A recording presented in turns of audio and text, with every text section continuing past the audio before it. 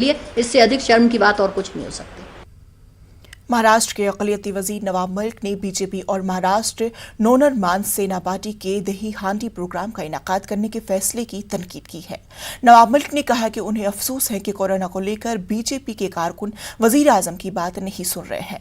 उन्होंने कहा कि रियासती हुकूमत त्योहारों को लेकर जो गाइडलाइंस बनाएगी उन पर अमल करना लाजमी होगा।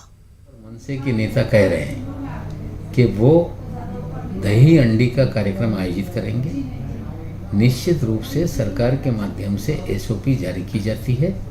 सभी नागरिक नेता विधायकों की जिम्मेदारी बनती है कि वे उसका पालन करें। नरेंद्र मोदी जी देश को आह्वान कर रहे हैं कि त्योहारों के दरमियान भीड़ ना हो, उसका ध्यान रखें। अपने नेताओं को कहते हैं कि लोगों के बीच में जाएं, लोगों को समझाने का काम करें। अगर बीजेपी के विधायक मोदी जी का नहीं सुन रहे हैं तो इससे ज़्यादा और कुछ बुरा हो नहीं सकता। लेकिन जो नियम बनाए जाएंगे उस पर अमल करना सबकी जिम्मेदारी रहेगी।